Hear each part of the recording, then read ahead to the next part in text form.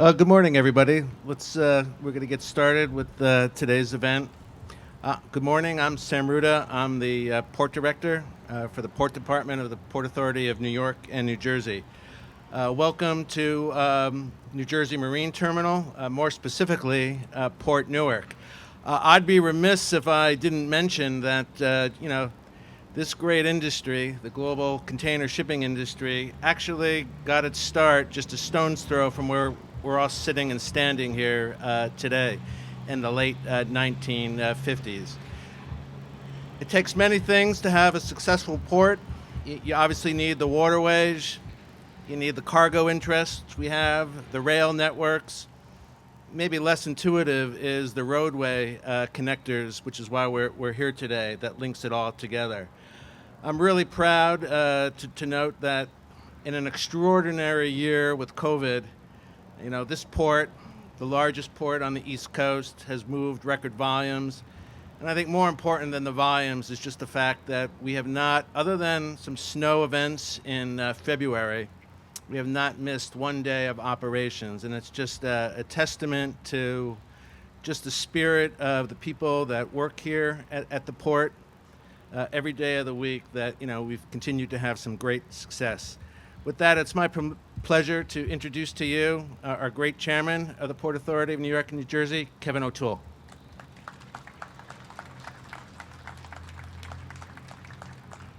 I'm not so sure great would precede my name here, but I'm here on behalf of the Port Authority, our Executive Director, Rick Cotton, and the commissioners and the entire port to say thank you very much to our two senators here today, Menendez and Booker, and our Congresswoman, Bonnie Watson-Coleman. It reminds me of our days in Trenton, Bonnie.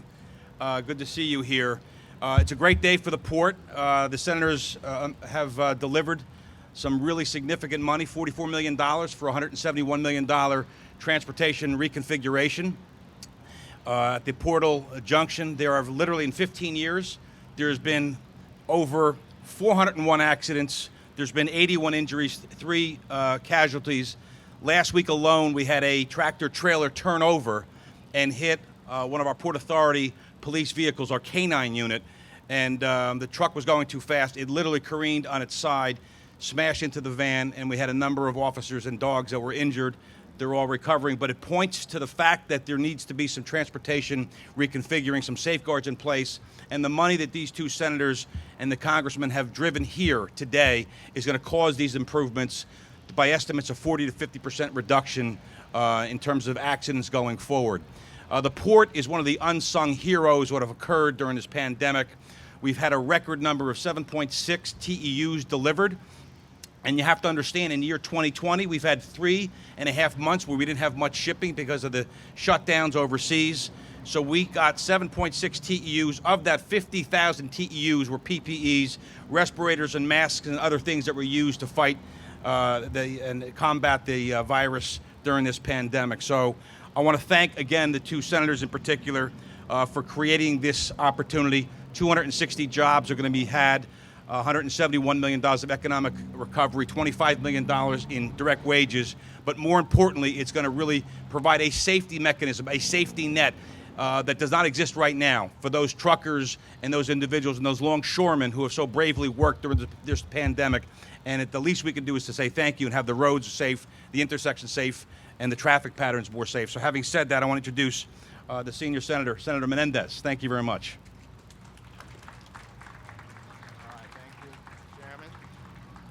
Well, thank you, Chairman. Good morning, everybody. It's good to be here. I'm thrilled to be here with my colleagues in Congress, Senator Cory Booker, who is my ally, my guardian, and everything in between. He's just such a tremendous advocate for the state, and I couldn't have a better partner in the United States Senate to make these things happen. And I'm so thrilled. I have not seen her in a while other than in a Zoom. But I am so thrilled to see Congresswoman Bonnie Watson-Coleman, who's looking so fine. Congresswoman, you look great. We're so proud of all your work, and we're so glad you're doing well. Appreciate being here with Commissioner Gutierrez-Scaccetti of the Department of Transportation, and yes, Chairman O'Toole, who does a great job in bringing together this bi-state agency in a regional powerful house that I think is incredibly important. So we're glad to be here today. Another great day for Port Newark and Elizabeth, for jobs in our economy, for the environment, and for the health of nearby communities. The Port Authority of New York and New Jersey has won a $44 million federal grant to modernize the northern access roadways that connect to Port Newark and the Elizabeth Port Authority Marine Terminal. So let me congratulate Chairman O'Toole, Executive Director Cotton, and the entire Port Authority team on this hard-won effort. Senator Booker and I and the Congresswoman, along with others, have been lobbying for you, but it takes a good product, a good grant application to be able to successfully lobby, and we're glad all of it came together in success today. Getting a grant from the Department of Transportation's Infrastructure for Rebuilding America program is no easy feat. You have to show the federal government that this money will go to a project of regional or national significance. You have to demonstrate how it will improve road safety, enhance intermodal transportation, reduce environmental impact, and generate economic dividends. And for the first time, the Biden administration also added considering these proposals how they impact climate change and environmental justice. Well, the Port Street Corridor Improvement Project checks all of these boxes and more. It's going to alleviate traffic, it's going to reduce greenhouse gas emissions, it's going to improve air quality for surrounding communities, and it's going to help us move more goods in and out of the port complex more efficiently. And there's no question that this project's significance to the region and the nation at large are rather clear. 1/3 of all shipping containers along the entire North American East Coast come through this port complex alone. The Port of New York and New Jersey is an economic powerhouse, a job creator for sectors like trucking, logistics, trade, and let's not forget all the businesses that depend on the import and the export of goods. And beyond generating billions in business revenue, the port also employs thousands of longshoremen who, despite a global pandemic, helped move a record 7.6 million port containers in 2020. So it's great to see the port break new records. The volume's just incredible. However, our current roads were not built for this. Over the years, as we successfully fought to dredge the harbor and improve our capacity to welcome larger ships and move more cargo, port operations have outgrown these roadways. As a result, we've seen more traffic congestion, more pollution, more accidents, more avoidable tragedies, and more time spent idling instead of moving goods. An estimated 15,000 trucks now travel the Port Street corridor, as you can see, and its main entry, the Corbin Street ramp, each and every day. And during peak times, approximately 3,600 trucks and other vehicles pass through each and every hour. That's why this project is so important. It will make moving goods simpler, smoother, and safer. And beyond improving efficiency, this investment will help reduce harmful pollution in neighboring communities. Think about the positive impact for public health and the planet made possible by a project that, once complete, will reduce over 700,000 hours of travel time for vehicles navigating the port complex in 1 year. For the residents of Newark and Elizabeth, it's a matter of environmental justice. It's no coincidence we see higher rates of asthma and other pulmonary and respiratory issues along Newark's South Ward and the Ironbound. Our goal must be to have a thriving port and healthy communities. At the end of the day, no one benefits from having big gas-guzzling trucks idle for hours at a time. When we improve efficiency, we reduce pollution. When we reduce pollution, we breathe cleaner air. And when we breathe cleaner air, we have better health outcomes and a more productive, equitable economy. For the Port of New York and New Jersey, this $44 million federal investment is welcome news after a very difficult year. And for me, it's a continuation of my decades-long fight to secure the port's future as a gateway for global commerce. During my early years as a congressman, this was the 13th congressional district, and all of the port facilities were in it. And as most New Jerseyans, I could see in the horizon, and I saw the cranes, but I didn't really know what was happening out here. I didn't know about the incredible economic engine that the port is, the number of jobs that it generates, the gross domestic product that it's part about. And in those early years, we had a problem. We were losing cargo to Halifax, Canada, which is a natural deep water port, no harbor tax, and the result of having no dredging done led us on the verge of losing this gem. So we, under the Clinton administration, we got all of the parties together. We ended ocean dumping. We used beneficial resource. IKEA and other entities were built on those sediments. And today, with all of us coming together, we protected jobs. We invested in new infrastructure to move goods efficiently through our region. And when I came to the Senate, I worked to secure over $880 million in federal funding to deepen the harbor to 50 feet so that we could serve the larger post-Panamax vessels coming through the widened Panama Canal. And when the larger cargo ships couldn't clear the Bayonne Bridge, I fought to expedite the Raise the Roadway project that has since allowed record numbers of large vessels to come to call. And I don't think most New Jerseyans understand the incredible vitality that the port generates for our region. Yet harbors, ports, and terminals are only part of the equation. We have to invest in intermodal transportation that makes the movement of goods and freight throughout the nation possible. That's going to remain one of our top priorities in the Senate, as Cory and I are in the midst of debating our infrastructure spending and how that unfolds. We are going to make sure that New Jersey and the region are well taken care of in the new infrastructure bill. And with that, let me congratulate the Port Authority on this hard-won award. The project's good for the port, it's good for the planet, and it's good for the people. It doesn't get better than that. Thank you very much. Thank you, Senator. Thank you. Thank you, Senator Menendez. Harkening back to your days in Union City in your 13th district as a member and now as a senator, you've been known as a fighter, and we want to thank you very much for keeping this fight up for the port. Our next speaker is another individual who doesn't need much introduction down in these neck of the woods. I've known Senator Booker for far too many years before he was the mayor, perhaps before he was a councilman, and certainly during his years as a senator, he's been a fighter for the Port Authority, for this agency, and the last time I've seen you, Cory, was we were in an airplane going to Chicago both times. It was very odd. But when you travel in the airport and you see Cory, you know it's him because there's a horde of people. And Senator Menendez, you've seen this, going around trying to get these selfies with him and getting his autograph. So I felt like a groupie just kind of hanging on. I was behind the horde. So with that, we introduce our senator, Senator Cory Booker.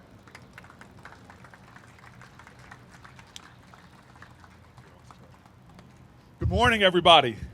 This is one of those press conferences where all the background noise is not annoying. It is a tribute to us. It's a tribute to the productivity. It's a tribute to the jobs. It's a tribute to the economic energy. So I'm happy to be competing with all these trucks. I want to say, just first and foremost, Bob Menendez and I started off this effort when we were partners in the Senate. He said a lot of really kind things, but the results speak for themselves. My calculation, and I hope the press fact checks me, we've had a lot of great individual senators over the years representing New Jersey, from Bill Bradley to Frank Lautenberg, but there has never been two senators working as well in partnership for their state. Bob Menendez and I are many things, but we are probably the best duo New Jersey has had in a long time. And I measure that in simply one thing that New Jerseyans should care about, is how many dollars are you bringing home to your state? And after this infrastructure bill that we're about to do, the price tag is going to be big. It'll be trillions of dollars, but there will be no partnership in the time that we've spent together, the about 8 years we have, that will have brought home more dollars to New Jersey than the two of us had. From the child tax credit, Bob, that is putting literally billions of dollars back into the pockets of about between 80 and 90% of New Jersey families, all the way to the kind of infrastructure dollars we are talking about now. I am proud of our partnership, of our friendship, and our getting things done. And I'm hoping he is the senior senator here who I lean on a lot. You'll give him one more round of applause. We definitely have not managed to make infrastructure sexy, but we are bringing a lot of dollars back to the game. To the chairman, you and I have been friends, real friends, not political friends, for so long. We've been friends so long that we both remember when we were each skinny, sexy, and had hair. And I am very glad that we are still partners, my friend, despite our age, our girth, and our baldness. So it's good to see you, my friend. To the Commissioner Scaccetti, she is a phenomenal leader of excellence and expertise who I lean on so much. This project is very simple for me. I live 2 miles from here. And for me, this project is about our community. It's creating hundreds of jobs for families that need good jobs, reliable jobs, many of them union jobs that can support families. It makes a difference. This is about the economic vitality of this region, this port of ours. We often don't understand how it fits into the larger projects of this hemisphere. It is the 4th busiest port in all of North America. It is an anchor for this entire region, not just New Jersey, not just New York. This port is feeding the entire Northeast.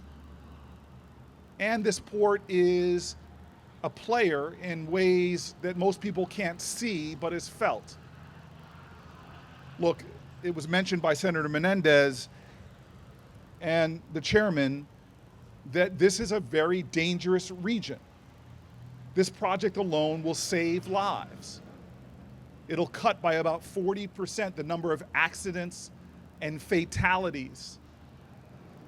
I think about what it means to have a family member go off to work and be a victim of a car crash. I'm facing that challenge right now with my brother who had a stroke, just getting a severe injury. When he talked about the injuries to our officers, that is enough to shake a family to the core, and nobody can talk about what it means when you save a life. And also, I want to tell you, as a former city councilman and mayor, I was always frustrated. I was happy to have all this economic development in our region, but the families that live in this area, my neighbors, they bear the brunt of something that's outrageous. I grew up in the suburbs of New Jersey, and the kids in Newark have 4 times the asthma rates of kids in suburban towns. 4 times the asthma rates. The number one reason our children miss school for health is asthma. And what's worse than that, the disparities in outcomes for kids with asthma. In fact, a black kid with asthma will be 4 times more likely to die of asthma complications than a white kid with asthma.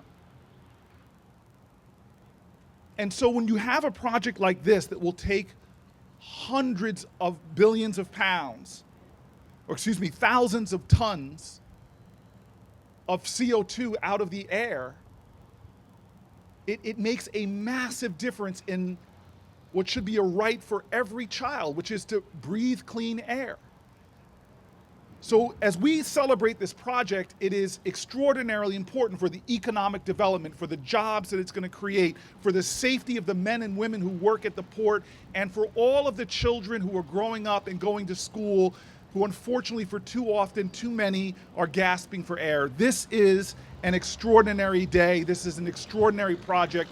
I am proud to be in partnership with people every single day who want to take a port like this and make the investments necessary that will make this port not only one of the 4th best and busiest in the region, in the nation, in North America, but will make this port more efficient and more effective, more healthy, and more helpful. Now, I know Brother O'Toole enough that I can do this to him. You don't get the privilege of announcing the next person. I'm stealing it from you because for all you want to know about your congressional delegation, you've got your 2 senators, you've got a number of House of Representative members. Until this person came along, it was a boys' club, all men. And this was a person who, upon her election, no one was elected like her in our state's history. No one with her lived experience was ever representing us.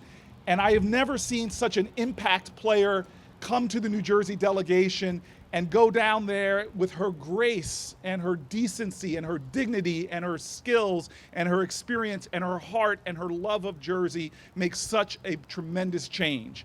I am a better senator because I have as one of my great partners in the House of Representatives, someone who is already looked up to. I'm a foot taller than her, but I look up to her, a mountain of a congressperson. I bring you Congresswoman Bonnie Watson-Coleman.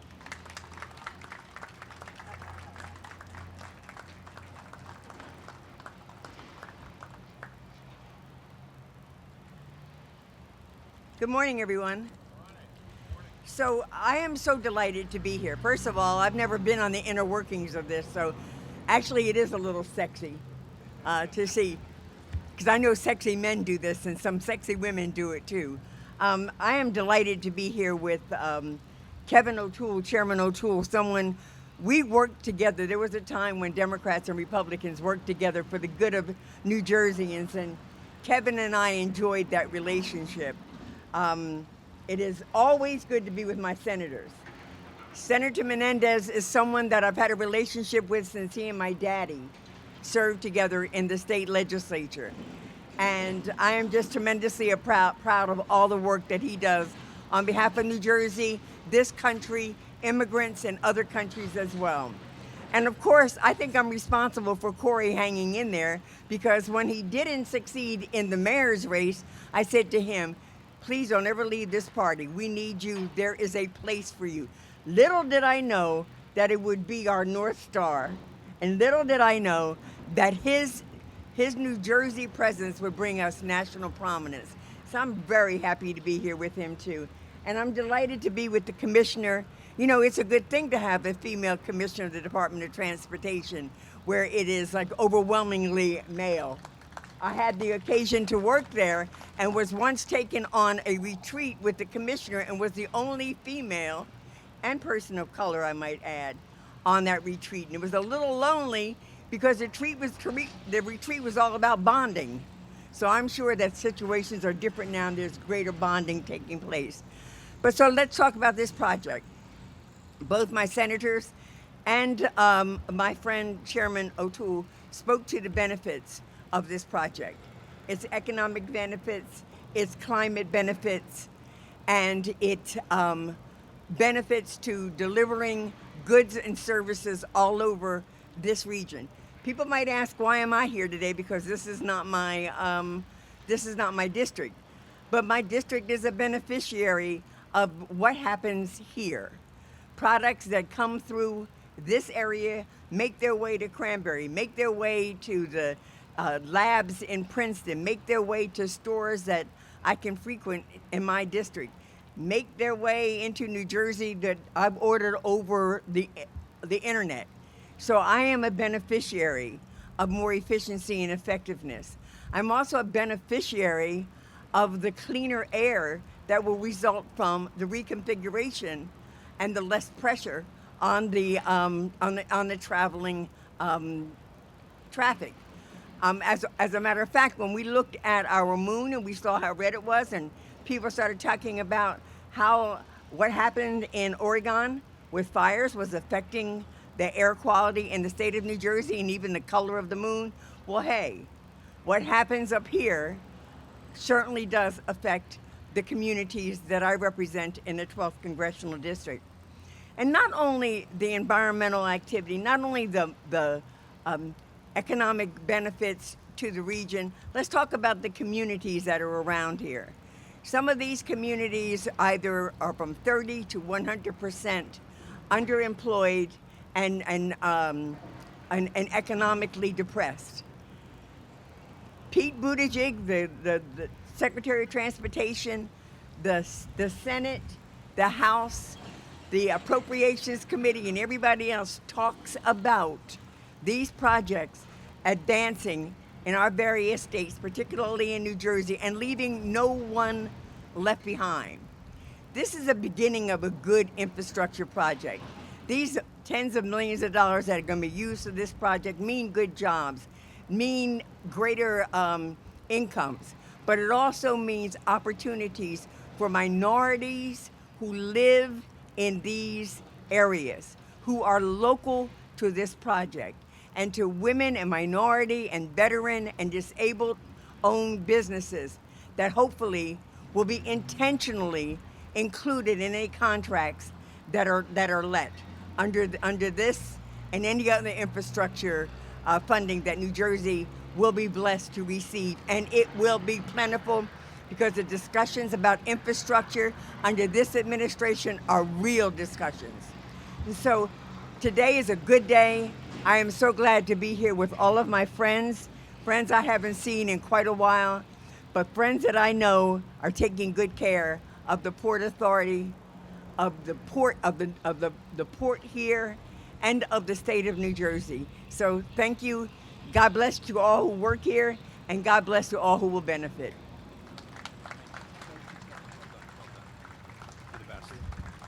Thank you, Congresswoman. I'm sorry Senator Booker stole my introduction of you, Congresswoman. I was going to say, but I can't say it now, that I remember when your dad used to serve with Assemblyman John Kelly back in the 80s on the Housing Committee, when I was that aide who ran back and forth and got coffee for those folks. And I remember when things got crazy, when it was Speaker Collins or Speaker Joe Roberts. Remember that government shutdown thing in '06? We would sit together and work it out. And it was an honor to work with you, and I look forward to your continued service in D.C. And to your point, the truckers out there, we're the truckers' representatives out there.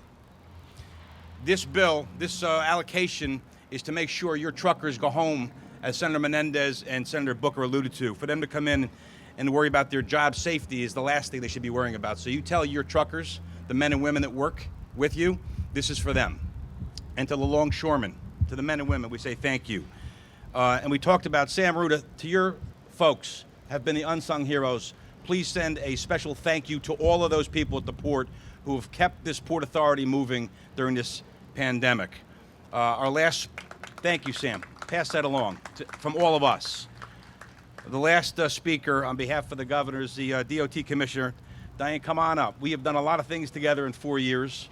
495 in particular and others. You've been a great partner, a great friend, and we look forward to a future collaboration. Thanks, Kevin. All you. Thank you so much. Good morning, everyone.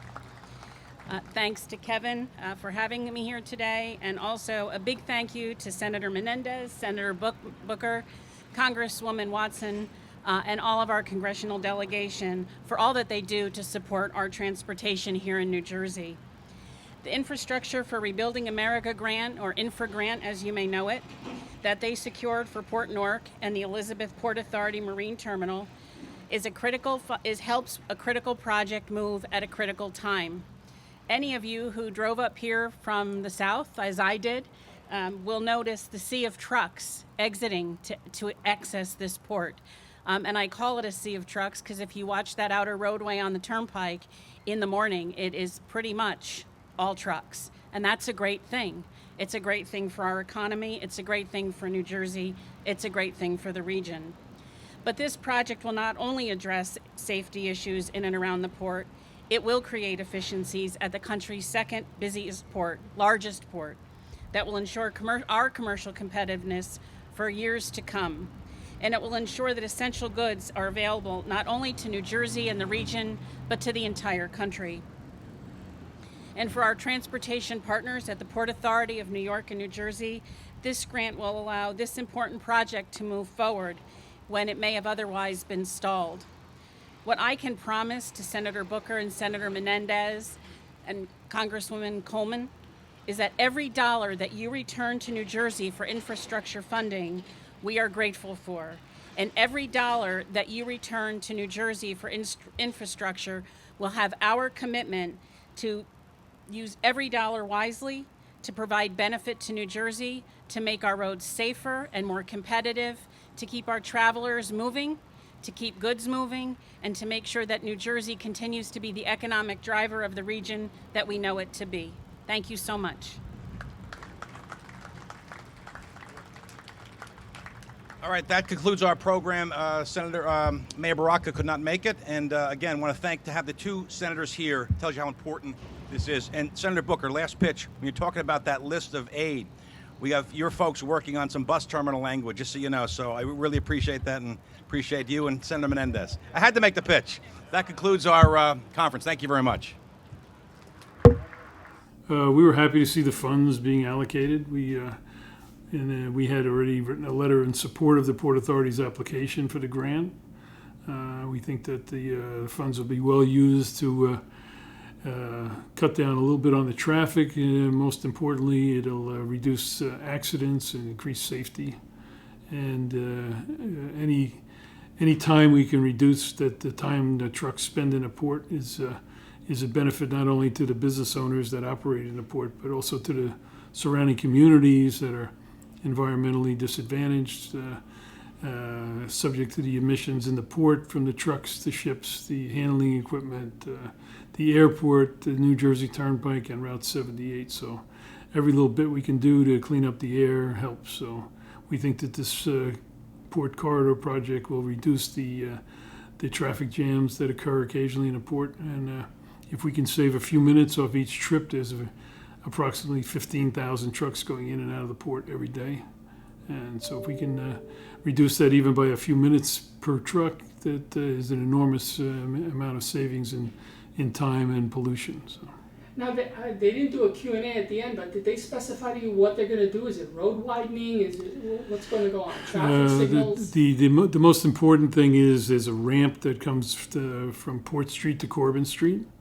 It's very antiquated. The radius of the turn is very sharp, so we get a lot of rollovers of trucks there. So they're going to change the radius of that. So that ramp has to be taken down and recreated.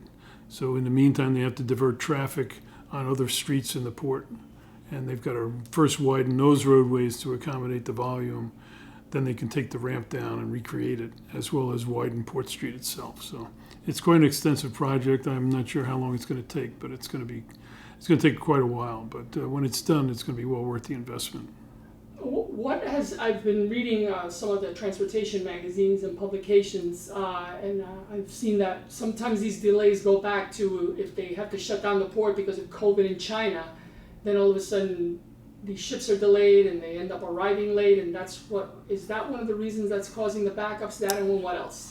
That's one of the issues. Last year was difficult with COVID worldwide, but and we are impacted by what goes on in the rest of the world. But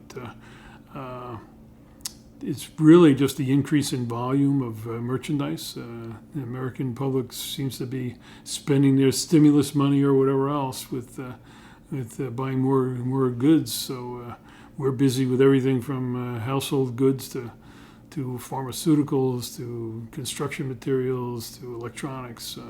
Just about any commodity you can think of is the huge increase in the volume of the merchandise coming into the port. Can you tell me something else? This is a little off topic but related. The last time I did one of the stories, it was pointing out to me that the containers always come in full, but a significant percentage go out empty. Is that still the case, and do you see an uptick in that? No, that's probably still the case. I think 30% of the containers go back loaded with exports. Most of them go back empty overseas, at least in this port. That's not the case in other parts of the country. On the West Coast and the Gulf Coast, there's other agricultural commodities being exported. But here in the Northeast, unfortunately, we don't do a lot of manufacturing anymore. So the largest exports from our port are scrap paper and scrap metal. So. May I ask, how many years have you been doing this, and how has that changed from when you first started? I've been doing this about 40 years, and it's pretty much always been the same, that the primarily imports coming into this region and very few exports going out. So even back in 1980, it was like this? Correct. Yeah. Boy, okay. Anything else important about what was announced today, or about the status of the industry in general, that you can say? For the person who's going to be watching this is most likely not an expert in your field. What can you say to them about this? Well, as I mentioned to some of the congressional delegation that I had the pleasure of speaking to today, I mentioned that it's all about the driver experience. So anything we can do to make the life easier on the truck drivers, the better. We've got a nationwide shortage of truck drivers. The average age of a Class A driver nowadays is about 55 years old. So we need to attract and retain more younger people into the business. And when they get stuck in traffic and things get delayed at ports, the frustration level is very high. So we're trying to make that experience better for them. How is the industry trying to attract drivers and retain drivers? Is there something you can talk about? Well, we do whatever we can in terms of pay and benefits. Obviously, that's increased tremendously over the years. But the type of equipment that we give them to operate, has all the safety bells and whistles. Excuse me. All of our transmissions are automatic transmissions now. There's no shifting and clutches involved. They have all the safety things that you would have on a modern automobile, from following distance and lane departure warnings, and Bluetooth to be hands-free, to use their telephone or the radio and so on. So all the creature comforts we can give them, and we try to make their life as easy as possible. And I think the issue with them may be the hours, right? Is that unavoidable, or is that something you can do something about? No, unfortunately, hours are a big problem. Our guys are working 10 hours a day or more. A lot of people would never even think about working that many hours, but You've never been in a newsroom. It's difficult. And when we're busy like this, we're trying to maximize the amount of hours they're allowed to work legally. So they are restricted by Department of Transportation regulations. So I think that it's great that they are focusing and paying attention to the port area. There's a lot of congestion here. The roads are very neglected. There's a lot of potholes. There's no space for us either to do paperwork for the truck drivers. So hopefully they'll make some arrangement to have some space for us as well, like a little staging area. So can you tell me the kind of trucker you are and the kind of truckers you're trying to help? I'm an owner-operator, leased to another motor carrier. We're just trying to have the port truckers more included into the meetings, into the press conferences and all that. Quite often we're always excluded from everything, from the table. We just want to have a voice at the table, that's all. Have you actually talked to them and had gotten a response one way or the other? I've spoken to the deputy director of the Port Authority, and I've spoken to a few local politicians around here. Okay, well, tell me 2 or 3 of your biggest challenges or issues that you would like to see addressed. 2 or 3 of the biggest challenges is turnaround time. A lot of us, we waste a lot of time in the ports, up to 6, 7, 8 hours when it's really congested. We want to get paid for all that time as well. The first 2 hours of everything we do is free. So that's one of our biggest concerns, as well as, the hours of operation that the ports have. They have different hours of operating. So we would like for them to have the same hours of operation to be similar to each other. Open from 6, close to 6. 6 to 6, all across on all the ports. And also the price of tolls and diesel has gone up. It's just it's very expensive nowadays to be an owner-operator. Okay. Who do you work for? What do you typically pick up? Is it a different company all the time, or how does it work? No, we're leased to one motor carrier at a time. And, we mostly deal with containers from abroad. Most of it is imports. And we haul different variety of stuff between, chemicals, masks, chips, spaghetti from Italy, machinery, stuff like that. And you go over you stay in New Jersey, or you go over the entire metro area? I go all over the place, upstate New York, Connecticut, Massachusetts, Pennsylvania. Every now and again I'll go as far as to Chicago or Detroit, or West Virginia, North Carolina. So I understand that about 70% of all containers come back empty. Is that your experience as well? I think it's more than that, more than just 70%. We mostly do imports. Most of what I do is import, and I just take the empty back to the port. On occasion, I might go to a customer, to a warehouse, and pick up an export that's going abroad, but most of what I do is imports.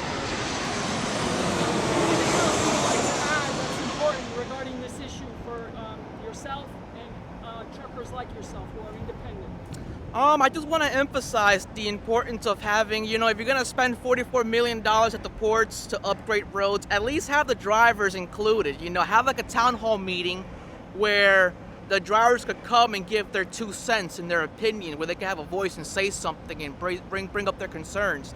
Because, we have to be inclusive. We're the biggest port stakeholders, but yet we're the most marginalized and disenfranchised.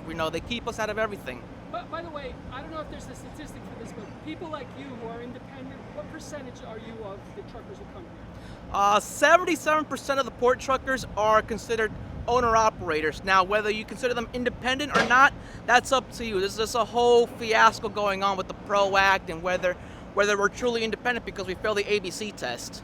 Can you explain what that means, the PRO Act and the ABC test? All right, the PRO Act is a bill that they're trying to pass in the Senate that will reclassify independent contractors who fail the ABC test. The ABC test is a set of basically requirements to prove that you're independent. And most of the port truckers fail the B prong of the ABC test, which states if you do work outside the normal scope of what the hiring entity does, then you're independent. But if a trucking company hires a truck driver, he's doing what the trucking company is meant to do. So according to the ABC test, we're misclassified employees. But it's really up for debate, though. It's really complicated than that. It's not as black and white.